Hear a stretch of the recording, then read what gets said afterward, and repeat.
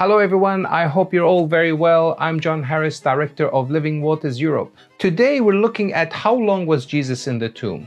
Millions, if not billions of Christians around the world believe that Jesus was crucified and put into the tomb on Friday afternoon, we call Good Friday, and rose from the grave at daybreak on Sunday, we call Resurrection Sunday, which is about a day and a half later.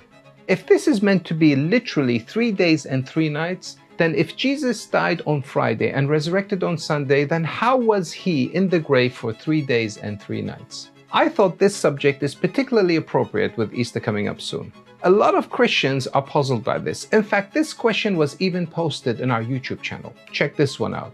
Great video. Can you tell us what day Jesus was crucified? But how would a Christian normally answer this question? Well, here are the different answers I've heard people give. Some would say, well, it's an old idiom. It's not really meant to be a literal 3 days and 3 nights. But if that's true, that's the worst sign that Jesus gave to prove he's the Messiah. Remember the context here.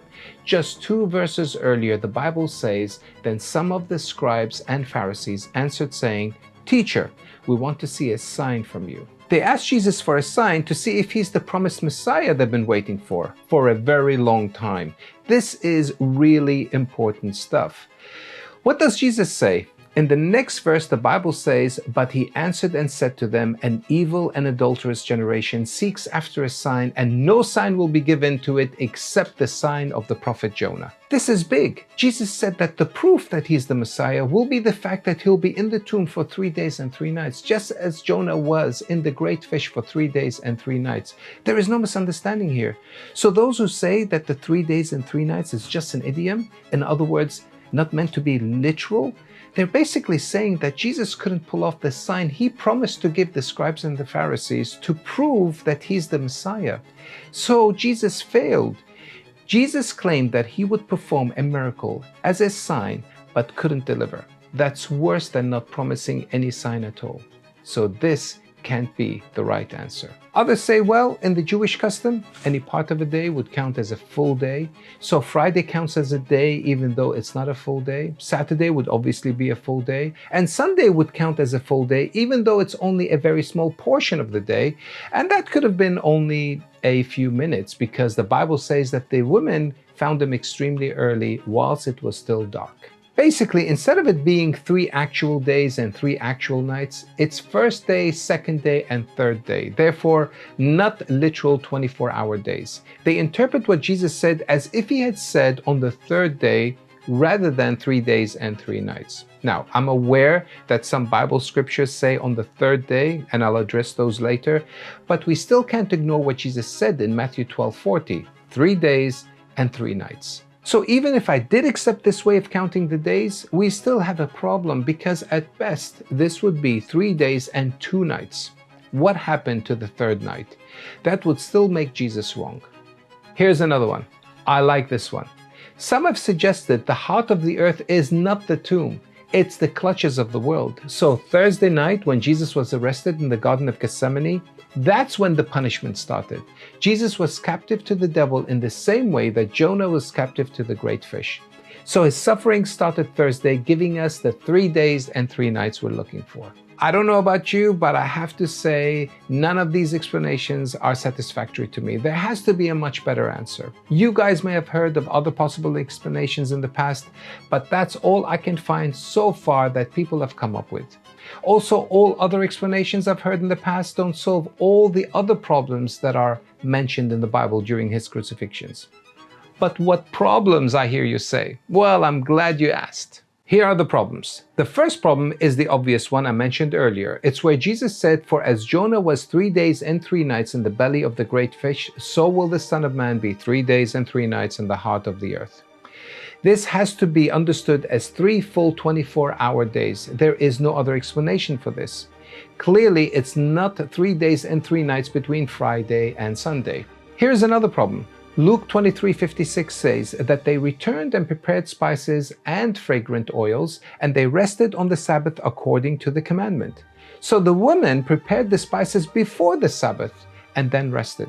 But Mark 16:1 says, "Now when the Sabbath was past, Mary Magdalene, Mary the mother of James, and Salome bought spices that they might come and anoint him."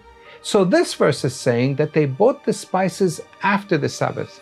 How did they prepare the spices before buying them? Can you see the problem? How can they buy them after the Sabbath and prepare them before the Sabbath? It doesn't make sense. The other issue we need to bear in mind is that Jesus died on Passover Day. We know this for many reasons. The Bible tells us that he's the Passover lamb, so it's very significant theologically that he would die on Passover. But we also know that Jesus died on Passover because he said so himself in Matthew 26:2. He said, "You know that after 2 days is the Passover, and the Son of Man will be delivered up to be crucified." If that's the case, then here's another problem to add to our list. If the Passover day turned out to be on Good Friday, as we say it is, then check out John 12, verse 1. Then 6 days before the Passover, Jesus came to Bethany, where Lazarus was who had been dead, whom he had raised from the dead. Why is that a problem? Because 6 days earlier would be a Sabbath, and Jesus would have been traveling long distance during a Sabbath, which is out of question for a devout Jew. So, in order to get to the bottom of what's going on, let's gather some facts. So, fact number 1 is that Jesus died on Passover Day. Fact number 2, there are more Sabbaths in a year than just the ones that happen on Saturdays. We call them high days. Let me show you from Leviticus chapter 23, verses 4 and 8. These are the feasts of the Lord, holy convocations, which you shall proclaim at their appointed times.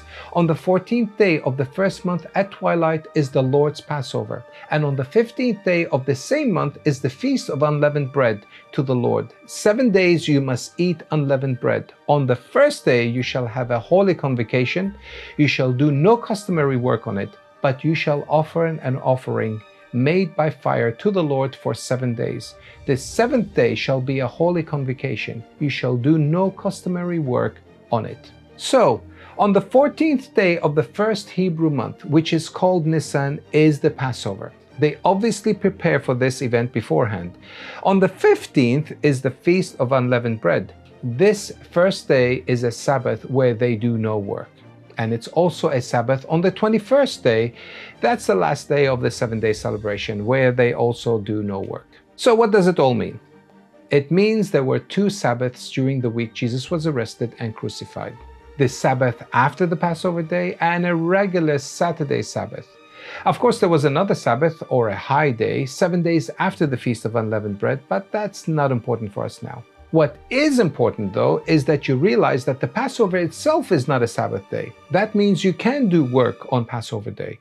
Why is that important? Because that's the day Jesus did the work of redemption, which of course is also the day the Israelites were saved and redeemed from the Egyptian slavery. But any work on the Sabbath, the day after the Passover, would be unlawful. So this 7-day celebration came after the Passover day, with the first and last days being Sabbath days, or high days. And why do we call these high days? Because that's what they're called in the Bible. Check out John 19:31. Therefore, because it was the preparation day, this is what they do before the Sabbath or Passover, that the bodies should not remain on the cross on the Sabbath. For that Sabbath was a high day. The Jews asked Pilate that their legs might be broken and that they might be taken away. So Jesus was on the cross on Passover day, and they didn't want him kept there because next day is a Sabbath that they call high day. That's because it's the first day of unleavened bread. Got it? In case you're interested, there are 7 high days in total in the Bible that come with certain Jewish festivals. You can find them all in Leviticus chapter 23. Some of these festivals come with 1 Sabbath or a high day, and others come with 2 high days, giving us a total of 7 more Sabbaths per year. Here they are. Verses 4 to 8 tell us that the 14th day of Nisan, which is the first Jewish month, is the Passover. It's not a high day. The 15th day of Nisan is the first day of the Feast of Unleavened Bread. This is a high day. The 21st day of Nisan is the last day of the Feast of Unleavened Bread. This is also a high day.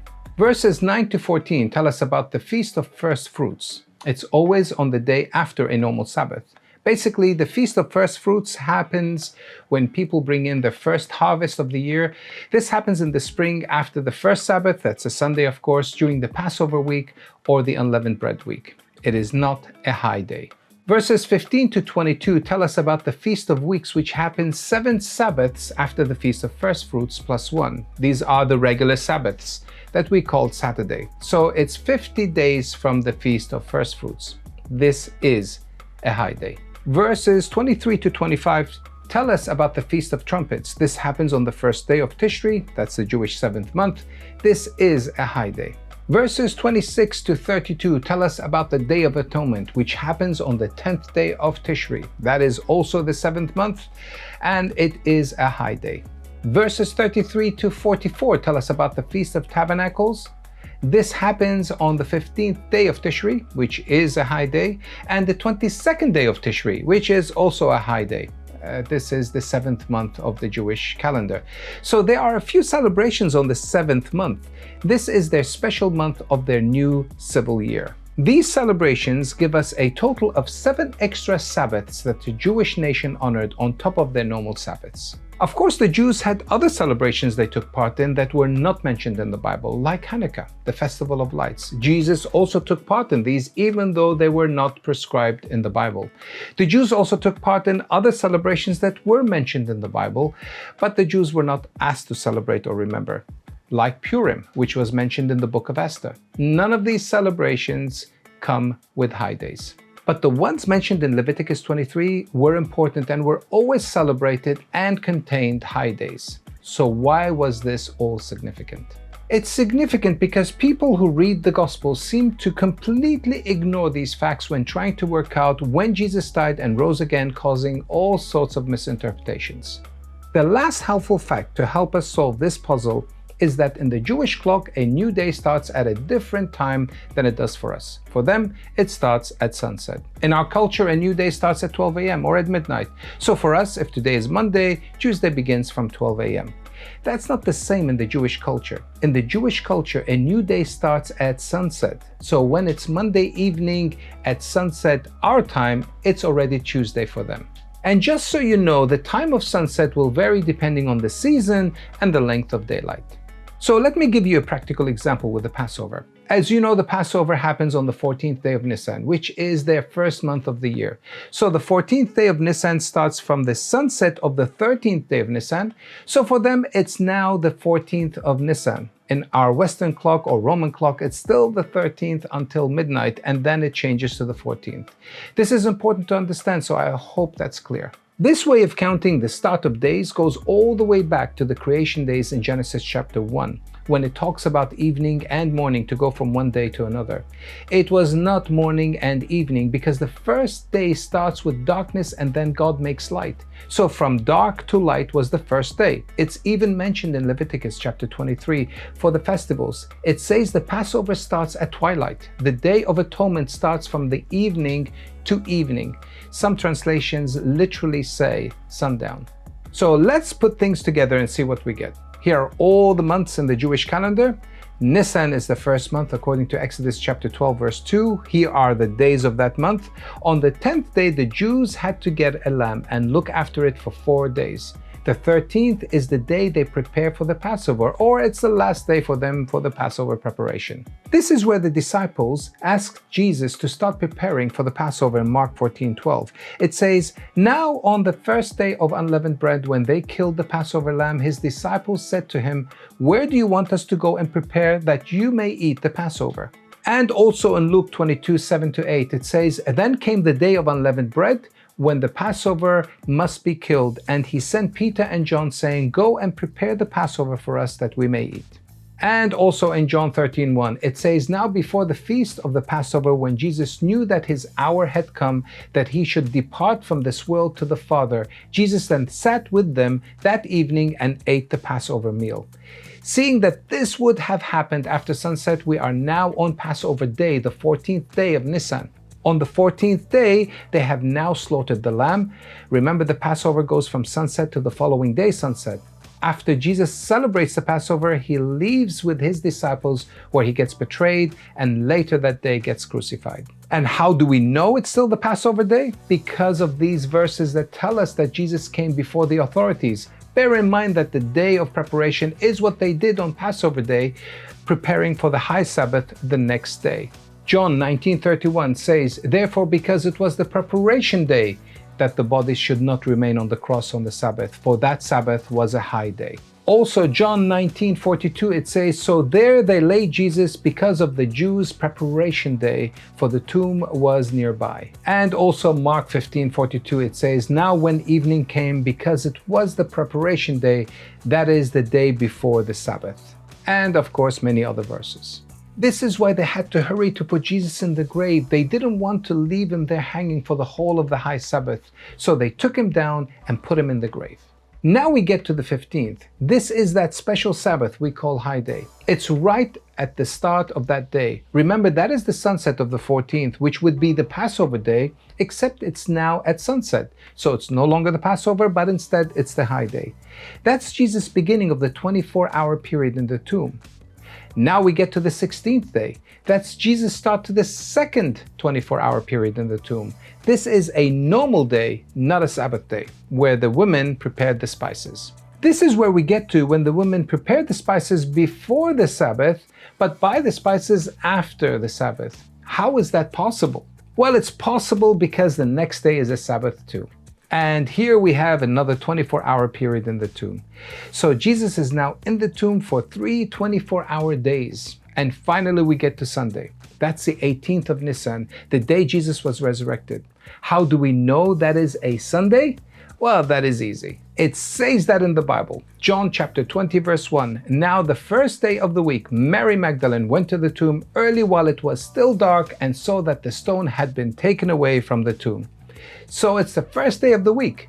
That's Sunday for the Jewish clock. Matthew 28 verse 1 in the Young's literal translation is even clearer. "And on the eve of the Sabbaths, at the dawn toward the first of the Sabbaths, came Mary the Magdalene and the other Mary to see this sepulchre." It's saying that the women just got there after the Sabbath was over. They're obviously keen to give Jesus the spices, as he's been there now for 3 days and 3 nights.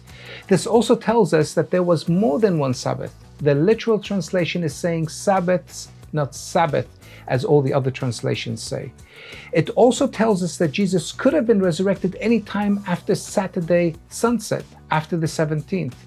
That's because Saturday sunset is the beginning of Sunday for the Jewish clock. So let's work this out backwards. Jesus was resurrected on Sunday. That means that Jesus was in the tomb for Saturday, which is a Sabbath. He's still in the tomb on Friday, which is a normal day. That's the day the women got the spices ready. He's still in the tomb for Thursday, which is a high Sabbath, which is why they were in such a hurry to get him off the cross. Therefore, he must have been crucified on Wednesday, which is the Passover day, in the afternoon at 3 p.m. Remember, the Passover would have started the day before on Tuesday the 13th at sunset, our clock.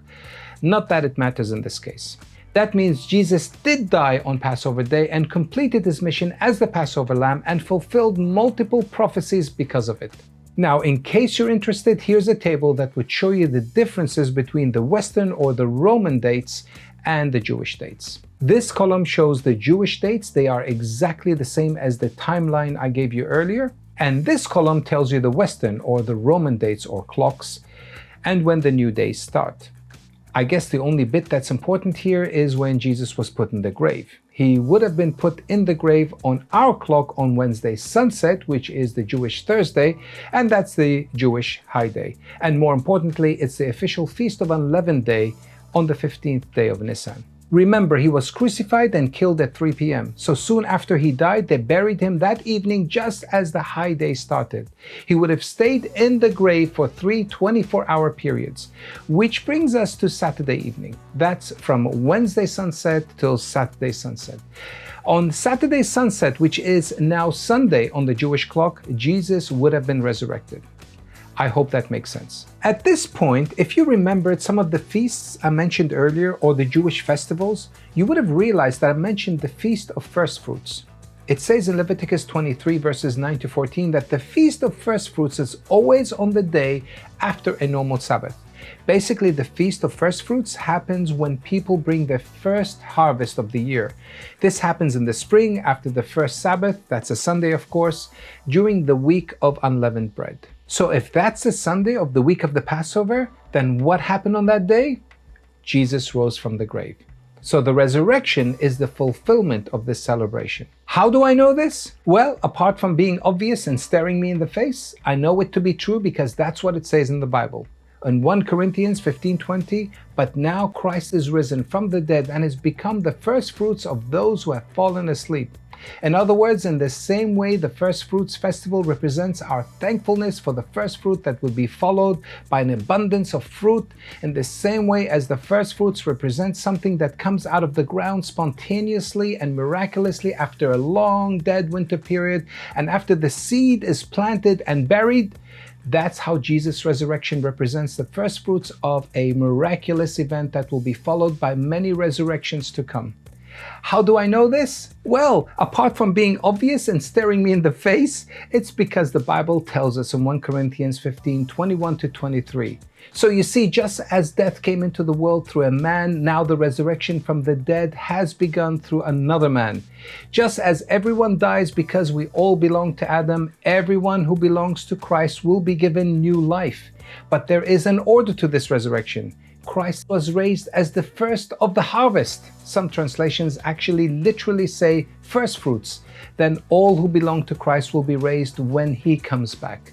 Isn't that amazing? Jesus fulfills yet another festival that's intended for him. Now get this.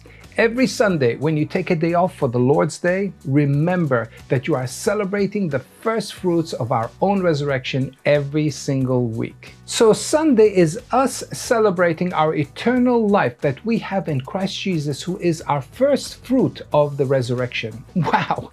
Sunday is an awesome day to remember, and we're doing it every week. Jesus dies on Passover Day. The sinless Jesus was buried on the first day of unleavened bread. And since leaven stands for sin and unleavened stands for sinless, it was no wonder that Jesus referred to the unleavened bread, the sinless bread, when he said, "Take and eat. This is my body broken for you." His body was broken for us during the Passover. And 50 days later, we have the Pentecost event, fulfilling yet another feast called the Feast of Weeks. Jesus fulfills one feast after another during his lifetime, during his death, and even during and after his resurrection. We have a great God. Now, I have noticed that some Christians are confused by some of the verses that say the Feast of Unleavened Bread when it's talking about the Passover. For example, in Matthew 26:17, it says, "Now on the first day of the Feast of Unleavened Bread, the disciples came to Jesus saying to him, 'Where do you want us to prepare for you to eat the Passover?'" It says here the first day of the Feast of Unleavened Bread. Why say the Feast of Unleavened Bread when it's obviously talking about the Passover day? The first day of the Feast of Unleavened Bread is technically the day after the Passover, which is the high Sabbath. Leviticus 23:6 is very clear about this. It tells us that the Feast of Unleavened Bread is on the 15th day, which is the day after the Passover, not the Passover day itself. So the Passover day is the 14th, and the Feast of Unleavened Bread is on the 15th, which is a high Sabbath. So why say the Feast of Unleavened Bread? Here's another verse. Mark 14:12 says, "Now on the first day of unleavened bread, when they killed the Passover lamb." And again in Luke 22:7, it says the same thing. So why call it the day of unleavened bread? That's because in Exodus 12, it says the whole event is also known as the unleavened event. Let's read verses 15 and 18. 7 days you shall eat unleavened bread. On the first day you shall remove leaven from your houses. For whoever eats leavened bread from the first day until the 7th day, that person shall be cut off from Israel. In the first month on the 14th day, that's your Passover day, of the month at evening you shall eat unleavened bread until the 21st day of the month at evening. So the whole event is also known as the Feast of Unleavened Bread and used interchangeably because no leavened bread can be eaten on the Passover day either. In fact, some Bible translations put this heading before the verses to avoid confusion. These headings say things like, Jesus celebrates the Passover with his disciples. The heading says the Passover, even though the verse itself is saying the first day of unleavened bread or the Feast of Unleavened Bread. It's still the day before the Passover, so I hope that's clear. Now, there are other confusing verses in the Bible that talk about Jesus being resurrected on the 3rd day. So the obvious question to ask here is, how can Jesus be in the tomb for 3 days and 3 nights and yet be resurrected on the 3rd day? Wouldn't that technically be the 4th day? These are all the verses I can find. I try to be as thorough as I can to show you all the verses. These are mentioned in a lot of places. It says it again and again, the 3rd day, the 3rd day, the 3rd day. So how do we reconcile this with what Jesus said? I don't think this is a real problem. The way I see it is like this. Have a look at this timeline of all the days. If I split the timeline into days, the top would represent the start of each day based on the Roman or Western clock. The bottom represents the start of each day according to the Jewish clock. So on Wednesday sunset, whilst it's still Wednesday for us, it's Thursday for the Jews. On Thursday sunset, it's Thursday for us, but it's Friday for the Jews, and so on.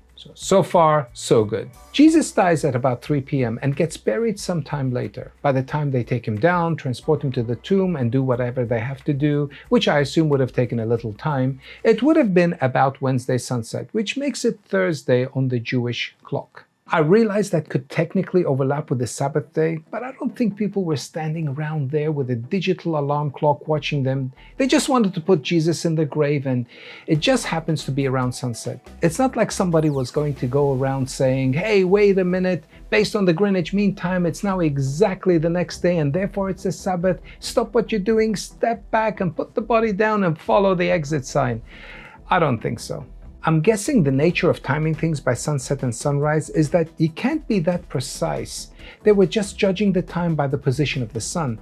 They're not working with an accuracy of an atomic clock here, right? So from Wednesday sunset, which is the Jewish Thursday, the first day would be the Jewish Friday, and the second day would be the Jewish Saturday, and the third day would be the Jewish Sunday. Sunday would be the 3rd day when Jesus was resurrected. So I see no problem with Jesus resurrecting on the 3rd day. Now, if that didn't help, maybe this will. I'm going to use the feast or celebration itself. This is what it looks like according to Leviticus chapter 23 verses 4 to 8. As you know, day 14 is the Passover. The 15th day is the unleavened bread, which is a high day. So it goes from the 14th till the 21st day of the first Jewish month. As you've already seen, Exodus chapter 12 also confirms what Leviticus is saying and describes the entire Passover event. It says, in the first month, on the 14th day of the month, at evening, you shall eat unleavened bread until the 21st day of the month at evening. So the 14th day is the Passover day itself. This is the day Jesus had to die. But notice in the same chapter of Exodus, in verses 15 and 16, it talks about the next day, which is the Feast of Unleavened Bread, and refers to it as the first day, which is not a surprise. It says, on the first day you shall remove leaven from your houses, for whoever eats leavened bread, from the first day until the 7th day, that person shall be cut off from Israel. As you can see, the first day here is the next day of the whole feast. The reason this is interesting is because when it's talking about the festival, it skips the Passover day itself. It's now the first day from the 15th, not the 14th. I know, strictly speaking, it's talking about the Feast of Unleavened Bread, which is a day later, but the timeline itself is important here.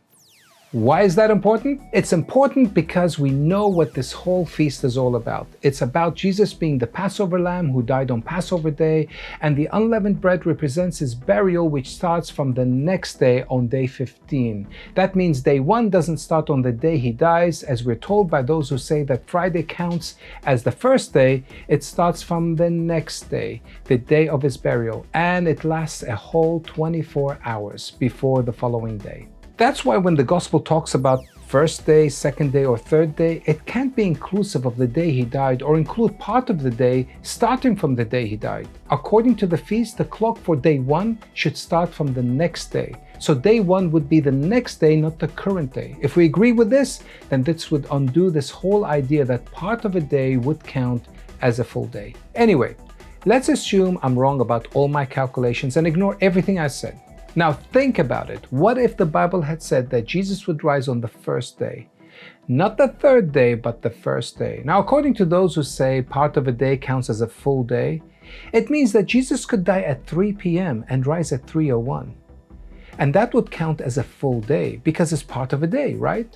That wouldn't really impress anyone and wouldn't make much of a miracle, would it? This also means that whatever Jesus gives for the timing of his resurrection, you could easily subtract a whole 24 hours and still be right.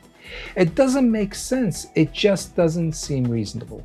And finally, we're left with one more question. Why do we celebrate Easter on Good Friday? Well, that's because of verses like these. Now when evening had come, because it was the preparation day, that is the day before the Sabbath, Joseph of Arimathea, a prominent council member who was himself waiting for the kingdom of God, coming and taking courage, went into Pilate and asked for the body of Jesus. They assumed because it was the day before the Sabbath, it had to be the Friday. They seem to have missed the fact that anytime there is a Passover, the next day is a Sabbath, no matter what day of the week it is. The confusion seems to have happened between the regular Sabbath that happens every Saturday and a high Sabbath that happens the day after the Passover. But of course, they didn't have the same problem with Sunday, because the Sunday date is as clear as it can be. It was not negotiable. The Bible clearly says it's on the first day of the week, and it's also the Feast of First Fruits. That's how we ended up with a discrepancy between the Resurrection Sunday and the 3 days and 3 nights in the grave with Good Friday. I hope that was helpful. Until next time, happy Easter to you all. And remember, we don't just celebrate Jesus' death and resurrection once a year. We must regularly remember the price it took to save wretched, sinful people like us from a just and merciful God. God bless you all.